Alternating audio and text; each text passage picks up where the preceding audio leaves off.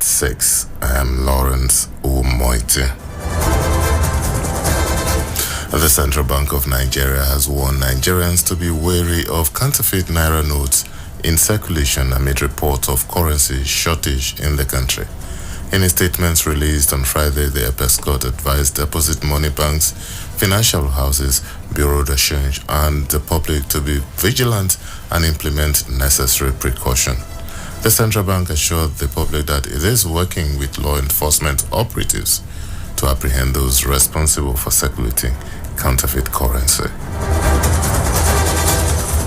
The Minister of Information and National Orientation, Mohammed Idris, has extended a call for support to the Nigerian Union of Journalists as the government prepares to unveil a groundbreaking charter on citizen code designed to define and uphold the core values that unite Nigerians while taking into account the nation's socio-cultural diversity.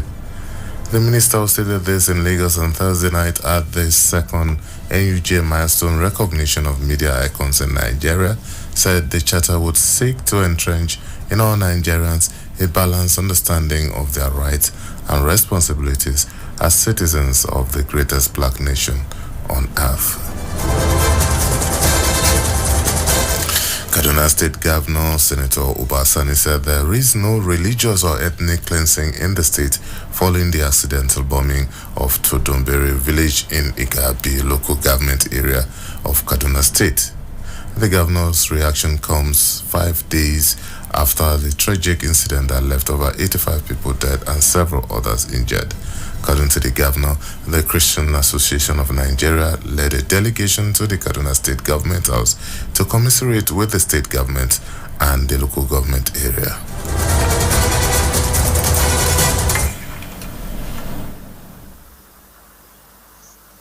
The government house in Kaduna, today we are not talking about any religious differences or ethnic differences. Of course, we are one people, and I made it clear. We are going to be fair to everyone, and let me even make it clear to you that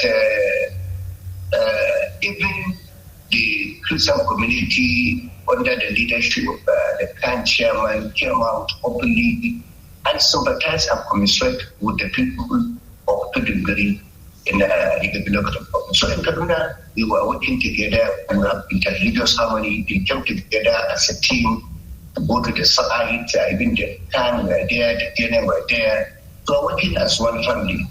The issue of Southern Kaduna is history. The Nigerian Navy has arrested 17 people said to be engaged in the illegal siphoning of crude oil in Ondo State. The Navy spokesperson, Commodore Adedotun Olukayode Ayovangar, discloses in a statement saying the suspects were nabbed at the forward operating base in the early hours of Thursday.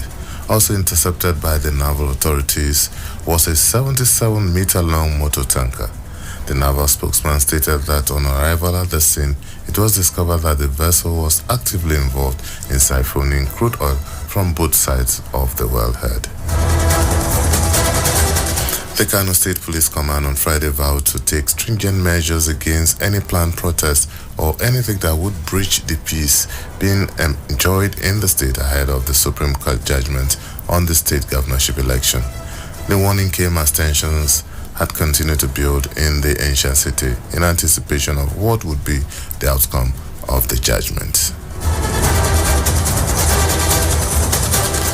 And on the foreign scene, efforts to ensure more vaccines are manufactured within Africa have been given a major boost after the Global Vaccine Alliance, known as Gavi, approved the setting up of $1 billion fund. Gavi said this sends a powerful signal to global markets that it will support Africa in vaccines manufacturing. The ECOWAS Commission on Thursday notified member states of the need for effective mobilization of their levies to enable it to properly carry out its duties and tackle the growing challenges confronting the communities within the sub-region. ECOWAS President Dr. Omar Touare made the plea at the 91st Ordinary Session of the Council of Ministers in Abuja. 0.5% is levied on imports from outside the community. That amount is paid for by ECOWAS citizens, and governments and central authorities are supposed to collect it on behalf of ECOWAS and externalize it. We have been having problem with this, not because citizens are not paying, but because the money is not being given to us. The question of receiving something on behalf of ECOWAS and not transferring it to ECOWAS. We all need to look into this. And in sport, Russian and Belarusian athletes who qualify for the Paris 2024 Olympic Games will be allowed to participate as neutrals, the International Olympic Committee has confirmed. The conditions of their inclusion include competing without flags, emblem, or anthems of their country. Athletes from these nations were banned following Russia's invasion of Ukraine in February 2022. Meanwhile, Ukraine has threatened to boycott the Games if the ban was not upheld. And that's the Citizen FM News at 6. I'm Lawrence Omoite. Good evening.